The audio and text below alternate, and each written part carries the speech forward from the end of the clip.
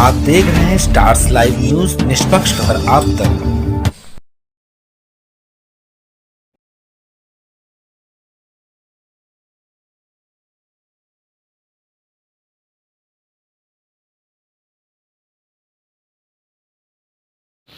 Kanpur Nagar Mars child therapy and rehab centre का हुआ भव्य शुभारंभ। Mars child therapy and rehab centre के ऑटिज्म से पीड़ित बच्चे सहित अन्य आनुवंशिक रोगों के इलाज की उत्तम व्यवस्था उपलब्ध रहेगी। आपको बताता चलूं कि आप भावना सोसाइटी फॉर डिस ब्लड की तरफ से छोटे बच्चों के लिए थेरेपी सेंटर का शुभ आरंभ हुआ। Mars child therapy and rehab centre के ऑटिज्म सेंटर में मुख्य अतिथि प्रेसिडेंट जागृति सिंह, अजय वाजपेयी, अंकुर कुमार, राहुल यादव, लव कुश कुमार, अनिल जैन, माननीय बग्गा, नीलू कुमार, परमेंद्र प्रताप सिंह, अखिल खरे, निशा अग्रवाल आदि लोग उपस्थित रहे।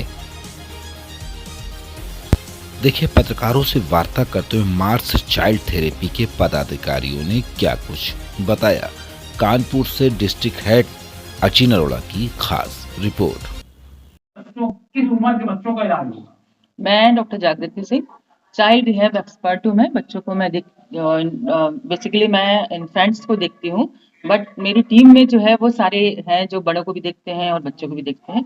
आज का ये सेंटर जो है हमारा बेसिकली अर्ली इंटरवेंशन के तहत ये सेंटर खोला गया है कि इस एरिया के जो बच्चे हैं उनको सुविधाएं मिल सके, क्योंकि ये सभी जानते हैं कि जब बच्चा जैसे जैसे बड़ा होता जाता है, 3 साल 4 साल का हो गया और सेरेब्रल पाल्सी से ग्रसित बच्चों के लिए मेरा ये सेंटर है, तो उनको टाइम चाहिए होता है। हो सकता है 4 साल का 5 साल का वो चल नहीं पाता बच्चा, तो पेरेंट्स को इधर उधर लाने ले जाने में दिक्कत होती है।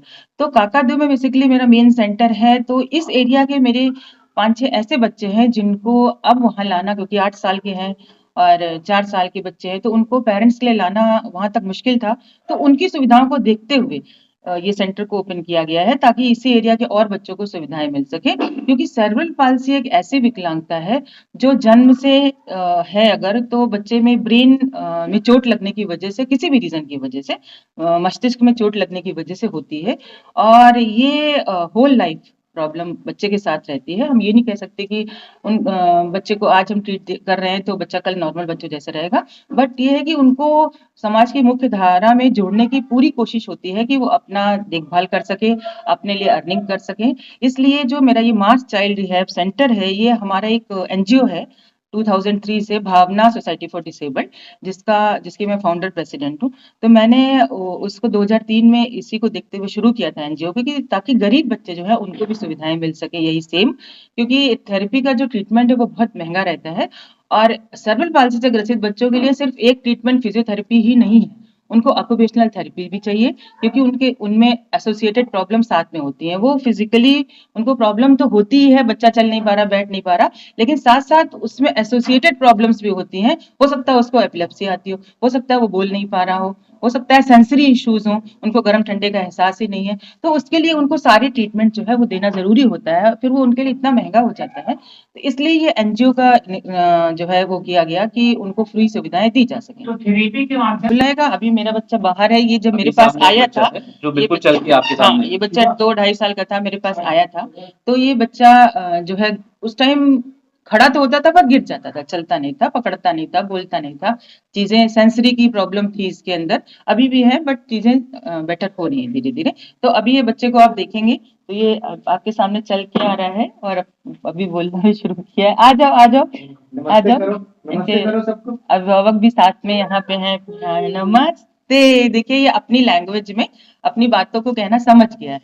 तो ये धीरे धीरे ऐसे ही बच्चे जो है वो अपने मतलब चीजें करने लगते हैं और उनको आत्मनिर्भरता की ओर धीरे धीरे बढ़ाना होता है। रॉयल चिल्ड्रन हॉस्पिटल से बच्चों का डॉक्टर हूँ, पीडियाट्रिशियन हूँ और आज जो ये फिजियोथेरेपी सेंटर का उद्घाटन हुआ है, ये बर्रा साथ में हुआ है। ठीक है, मार्च फिजियोथेरेपी एंड रिहैब सेंटर के नाम से है। इसमें बच्चों के लिए हम जो अच्छे से अच्छा कर सकते हैं, जो जन्मजात विकलांगता होती है या जो बच्चे पैदा होने के बाद रोते नहीं रो पाए, जिसकी वजह से उनको दिक्कत हो जाती है, चलने में दिक्कत होती है, बोलने में दिक्कत होती है, स्पीच थेरेपी, ऐसी बहुत सारी चीजें हैं जो बच्चों में बच्चे नहीं कर पाते। उन्हीं सब के लिए हमने ये इस थेरेपी सेंटर खोला हुआ। ये जो थेरेपी सेंटर खोला है, कितने साल के बच्चे आपके यहाँ पे अपना इलाज करा सकते हैं? इस थेरेपी सेंटर में जो शुरुआती बच्चे होते हैं, जैसे 6 महीने से लेके 5, 7 साल, 10 साल तक के जो बच्चे हैं, वो अपना इलाज करा सकते हैं और इसके ऊपर भी जो बच्चे नहीं चल पा रहे हैं या कोई विकलांगता है। ये क्या पहला सेंटर है कि इसके अलावा सेंटर? सर ऐसे बहुत सारे सेंटर हैं कानपुर में, ऐसा नहीं कि पहला सेंटर है, पर सबके अपने-अपने तरीके हैं, सबके अपने-अपने वो हैं। तो हम प्रयास करेंगे अच्छे से अच्छे काम करने के लिए। कितने डॉक्टरों का पैनल होगा यहाँ पे जो बच्चों को ट्रीट कर पाए? देखिए, किसी भी रिहैब सेंटर में, किसी भी फिजियोथेरेपी सेंटर एक अपने दम पे नहीं चलता। उसके लिए कम से कम 4 से 5 डॉक्टरों की ज़रूरत पड़ती है, अलग-अलग फ़ील्ड के। कोई स्पीच थेरेपिस्ट होता है, कोई दूसरा होता है, तो ऐसे करके बहुत सारे लोग होते हैं, जिसको चलाते हैं। बच्चों के लिए क्या खास सुविधाएं होंगी? सर, जो बच्चे बोल नहीं पा रहे हैं, जो बच्चे चल नहीं पा रहे हैं, जिन बच्चों को दिक्कत होती है, उनके लिए ये एक यूनिक सेंटर होगा आगे चल के। कहने का माध्यम को संदेश देना। डेफिनेटली जो जिनकी ज़रूरत है, जिनको लगता है, जिन माँ-बाप को लगता है कि उनको ऐसी किसी अच्छे फिजियोथेरेपी सेंटर की ज़रूरत है, वो ज़रूर एक बार सेवा का मौका दें और सेंटर भी पूरी कोशिश करेगा उनकी भरसक मदद करने का।